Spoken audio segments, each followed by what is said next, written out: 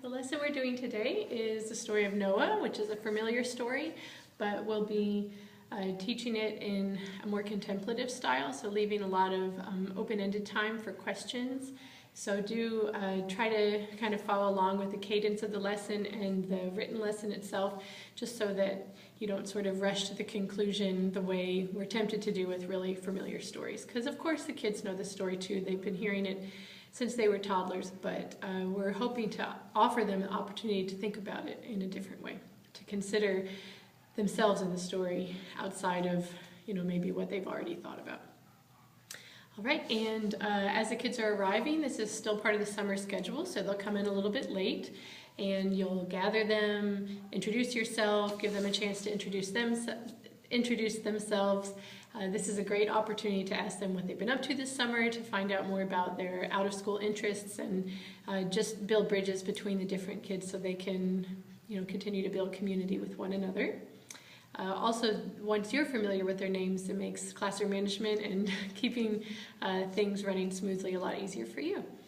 As they arrive, you'll take a moment to move the arrow to the next Sunday in the circle of the church year. It's another great green growing season day, so you might make reference to the fact that we're not preparing for a special holy time. We're not celebrating a special holy time. Really, we're just growing and learning. In the adult church, we call this common or normal time. With the children, we think of this as a time to really just learn and build an understanding of content. I'm not worrying so much about the liturgy, but worrying more about just learning and finding out more about what's in the Bible and how we can be disciples of Christ. So you might mention that as you're doing the circle of the church year.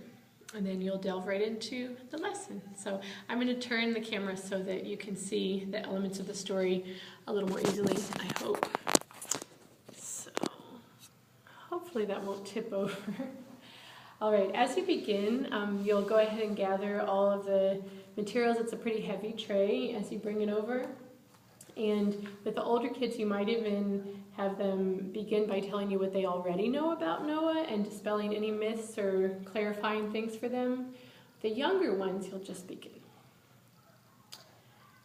All right, friends, well, you probably know that in the beginning, God gave us our biggest gifts. Remember? The gifts of light and water, earth and people. Remember, he created the animals, the planets, the moon, the stars, everything working in just the right way it should. And after God created each of these things, you'll remember that he said, these are very good.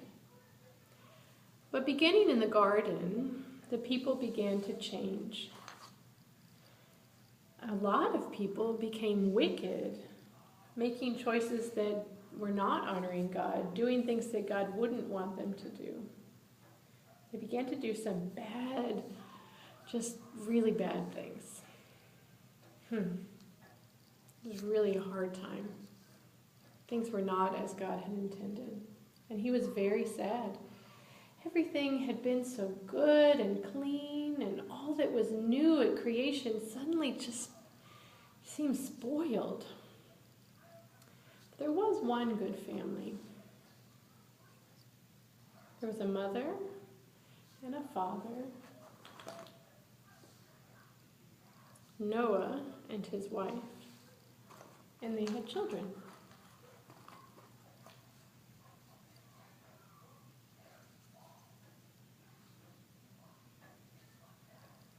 God spoke to Noah, and Noah listened. Noah was very close with God, so he always prayed to God, worshiped God, honored God in his work. So when he heard God speak, he listened.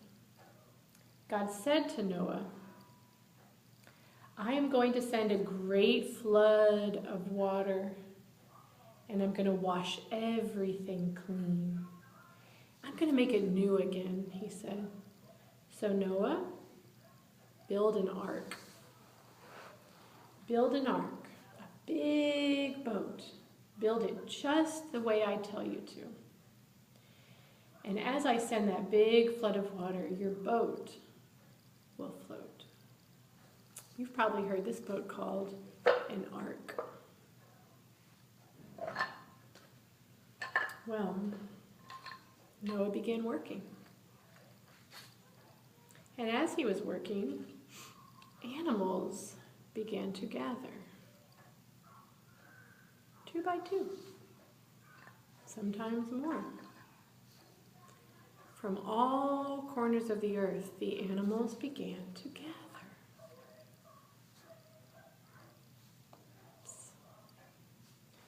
They gathered, making loud noises, bringing their strange habits and unique ways of being, all gathering together around Noah from all over the earth.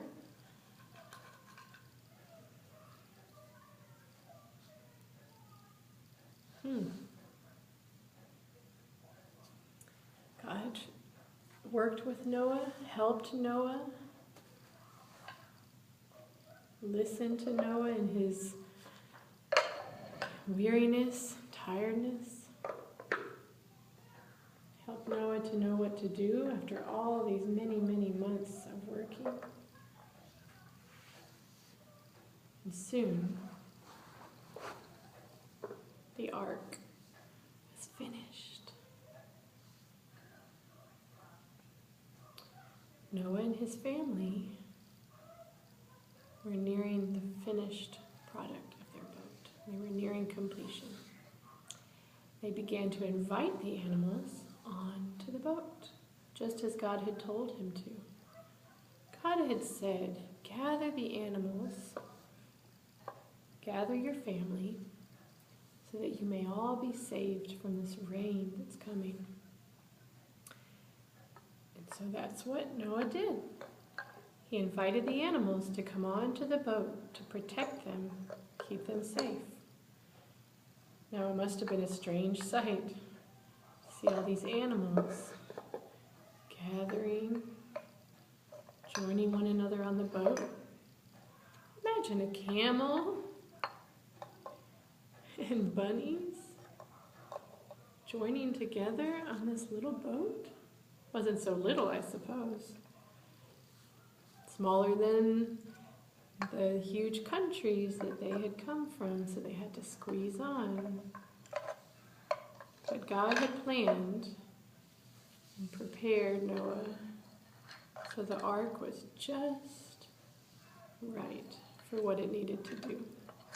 Just right. And as the animals gathered safely inside, 2 at a time, a male and a female, all that they needed on this boat. Noah's family got on. Sons and daughters, grandchildren, Noah's wife, all safely inside. And finally, Noah. I'm going to have to pause it for just I don't know if I can pause it. Pardon me for just a moment. I'll be right back. It's okay, buddy. I'm coming.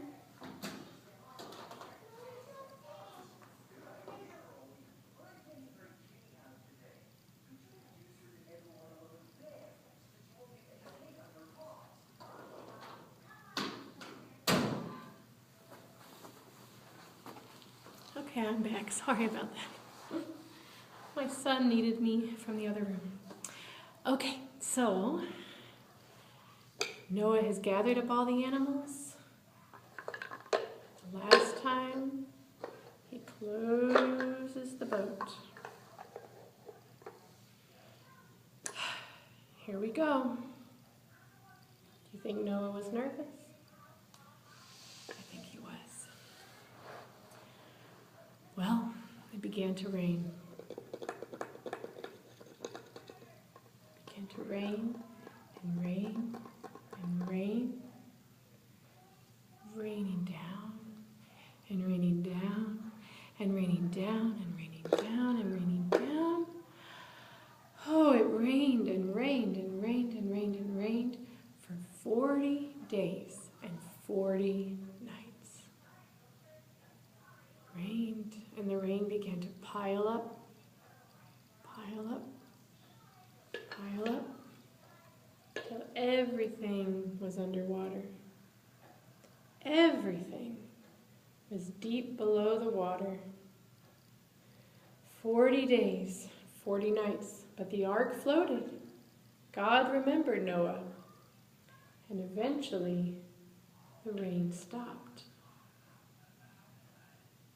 Finally, after 40 days and nights, that rain stopped. God sent a wind to dry up the water and bring it back in its place. The water traveled back to the oceans, back to the rivers, and the dry land began to get closer to the surface again. Soon, the boat came down. Things weren't quite the same. Noah still could see nothing but water and a little piece of dry land that they were on, but they didn't know if that was the only dry land. So, Noah had to find out. He sent out a bird. Just a regular bird.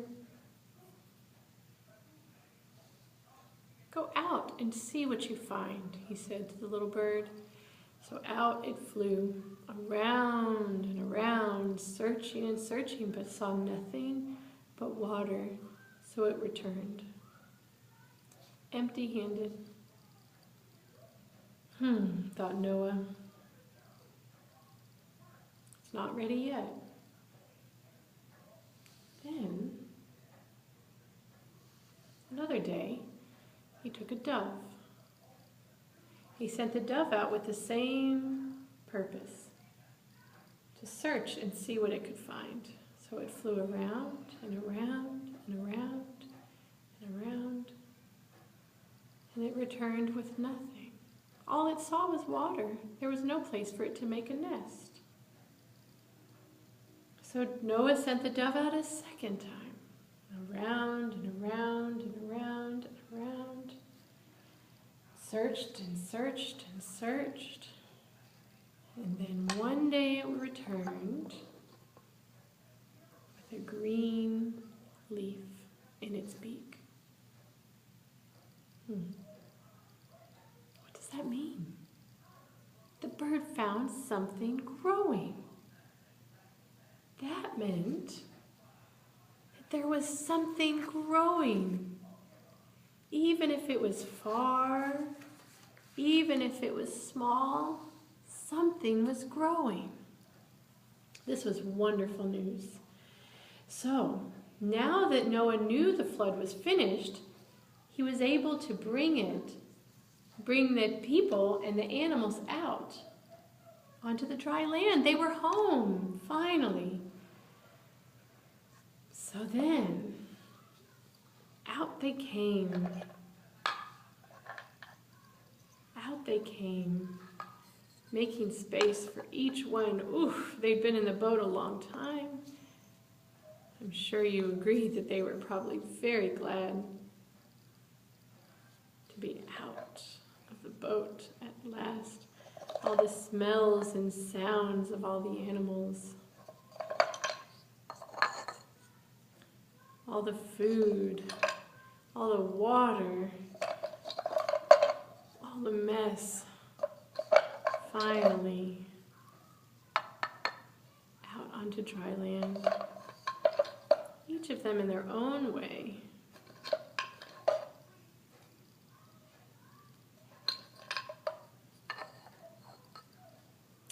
Each of them celebrating, I'm sure, in their own animal ways. Not sure how bunnies celebrate or how snakes celebrate, but they were certainly happy to not be in the boat anymore.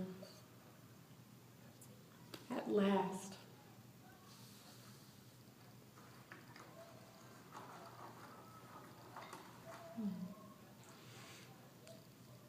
Everything was so clean. Everything was so new.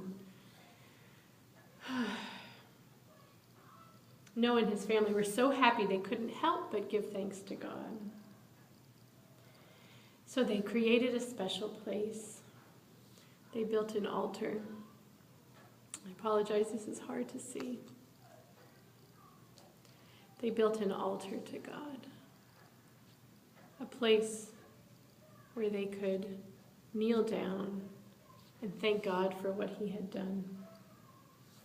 And as they gathered around the altar and prayed,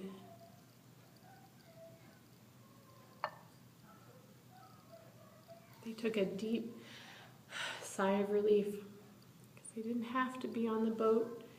They didn't have to worry anymore. They could begin anew. And they looked up in the sky.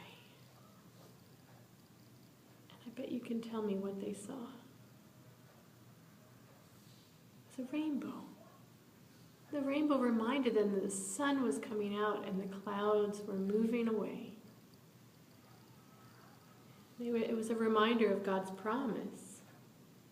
A reminder that God was saying, don't worry, I'm not going to flood the earth again.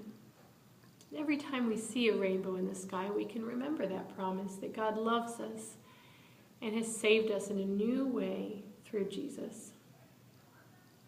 Now, obviously, we can't have a rainbow here in our circle. We can't keep a rainbow in a basket. But we can look for that rainbow. We could even look inside this prism. Try to see the rainbow there too. So in a moment, I'll pass it around and each of you can look and see if you see the rainbow here in our classroom. It reminds you of God's promise too.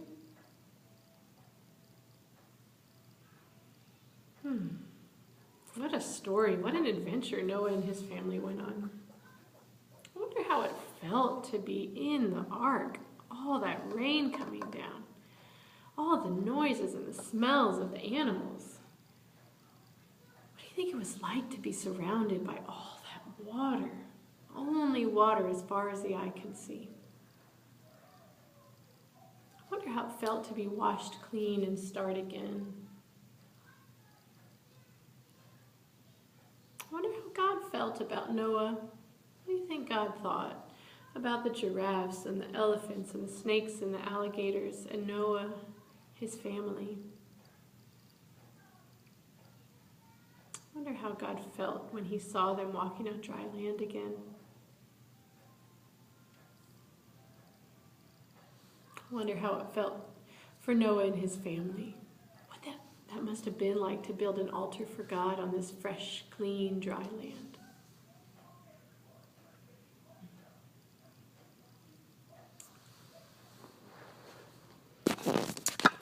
Okay. Hi. Oh. So after you've completed the lesson, you might want to revisit some other ways of telling the story, not just in the Jesus Storybook Bible, which is also great, but for those children who would like to read more, there's a great book for older children called Noah, which is really a character development or a character piece about him. It tells all about Noah, has some really great illustrations that kind of give a little bit of context to what was going on and how things must have looked and felt. Another book, which is really just one of my favorite books ever, called Noah's Ark by Peter Spear, which is an almost wordless text that just has really beautiful illustrations. And then, of course, you've also got some images here that should help. Pardon me for just a moment. I'll be right back.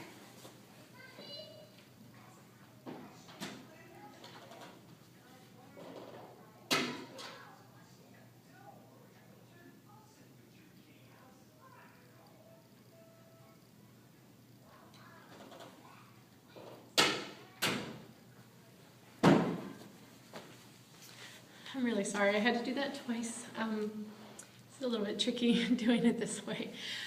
But anyways, there's also these images, which you may remember from teaching this lesson before, which have just some different artist renderings of the ark and different ways that artists throughout the years have illustrated this really common story, a story that's told a million times over. So those are available as well. Because it's summertime, you might not have time for a proper art response, but if they'd like to, they are more than welcome to create something that illustrates the story that they've heard, or maybe their feelings or reactions to it.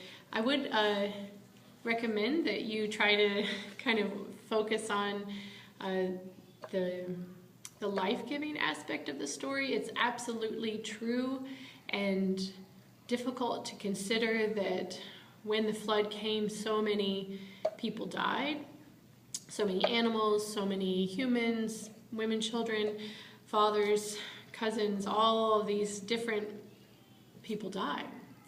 This was a really stark example of punishment, a really stark illustration of a terrible thing that happened, and something that needed to happen as part of God's plan. It's a tough thing to talk about with the older children, but I would be sure that you focus your discussion and your storytelling on the fact that God is honoring and celebrating Noah's good work, and honoring and celebrating Noah's devotion to him, and revisiting again the idea that sin is washed clean by Jesus, washed clean by God's salvation through the sacrifice of Jesus, and that this is part of that rescue plan. This is part of that long story leading up to the birth, life, and death of Jesus, and most importantly, the resurrection of our Christ. So I just kind of want to give you a heads up that sometimes those questions come up with the older students, not always with the younger, but do just prepare your heart for that. And if there are any questions that you have or ways that you're not sure to kind of process that conversation time, then please just pull me or Christine out and we'll be happy to intervene. And again, it's always a good idea to refer children to the Bible, to find out more, to ask questions, to learn about the connections between the Old and the New Testament. The Bible is a great place for that. And the Jesus Storybook Bible is wonderful because it kind of ties together very naturally for the children how the Old Testament connects to New Testament salvation. So anyway, just a couple tips about that. And then you'll have your kind of gathering up time depending on what the clock tells you. I usually sing Jesus Loves Me as a cue for cleaning up. If you sing it 3 times, that seems to be a good indicator for them to finish up. And then you'll have your feast and candle time, of course. This lesson comes from Genesis, but in the Jesus Storybook Bible, it is just kind of lined up right there after the story of Adam and Eve. So there are a few places, stories and different things from the Old Testament that are not included. So you can just move right along to the story of Noah in the Jesus Storybook Bible during your candle time. All right, I hope this was helpful, and let me know if you have any questions. Thanks for understanding the interruptions. Okay.